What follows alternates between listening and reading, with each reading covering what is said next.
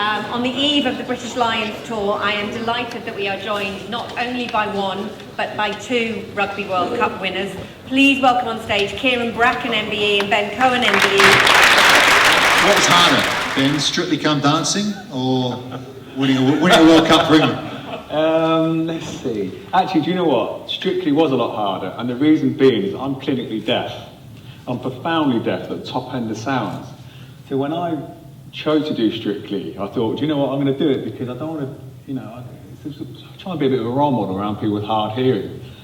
My good God, when you go in and you try and see, when you do Strictly, you have to have some sort of movement on every beat. But I couldn't hear the beat. And I remember telling Christina, my dance partner at the time, and she was saying that, can you hear the beat? We need a movement, and this is what we're going to do. And I said, I can't hear the beat because I'm deaf. And she looked at me and went, oh shit. But you know what? This is how we dance. We'll get our timing, but she would have left and right, or right and left, and then her head would be guided. So if you watch video, she'd be going, this way, now back. And that's how I did it, through timing, but I couldn't hear any of the music, I just hear a noise. That's my Strictly experience. What's the most important thing? You guys are winners. You guys have won World Cups. You've been on a Lions tour, which you won in 1997. What is the most important thing for a team to win something big? Well, I think it's a combination of a lot of things. I know a lot of people here in your industry, you run big teams and you know what it's like about winning and losing. And in sport, it's pretty much the same. And I think the common denominator of winning teams are the people, really. Some of that video was showing us training before the World Cup. It's all about the individuals within your team and what makes up the team. And we had great individuals, from the Johnny Wilkinson, who was obsessive in everything he did, and he practiced and practiced. You had Martin Johnson from the old school, who was a bit of a fighter. You had Jason Leonard, who could drink anyone under the table. But you had this mix of people, all from different backgrounds, who came together, and they had this within them to be in that England side. It was all about winning. And to have that right mix, and I think one of the reasons why we won the World Cup as well is we all came from different backgrounds, but a lot of us started out as amateur rugby players.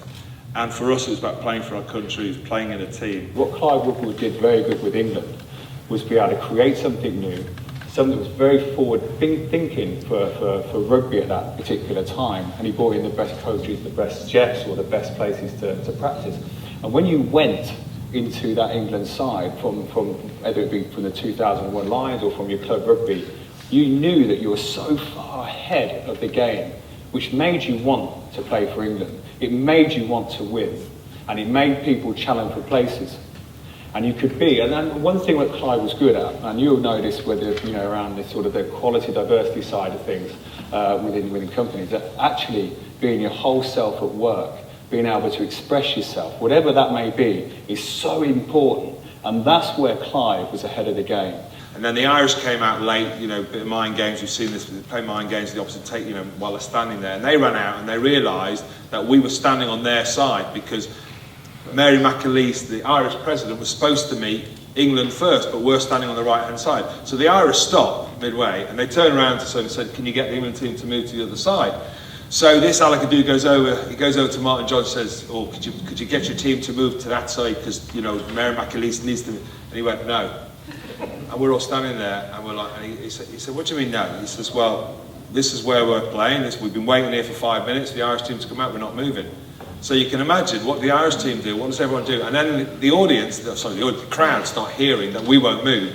Then I'm thinking peace process, and oh my God, and everyone's booing, and he would not move. He didn't move, and we stood in the line, and everyone's booing. The Irish team were all going, what do we do? What do we do? So the Irish team ended up going to the other side of us on the grass, not on the other side. So Mary McAleese met us, and then she had to walk on the grass, and it set the tone. Brilliant piece of leadership, thinking correctly under pressure. In that moment, he wouldn't budge, and we won 50-odd-0. And it was that moment that, for me, defined him as just a brilliant, brilliant captain and leader.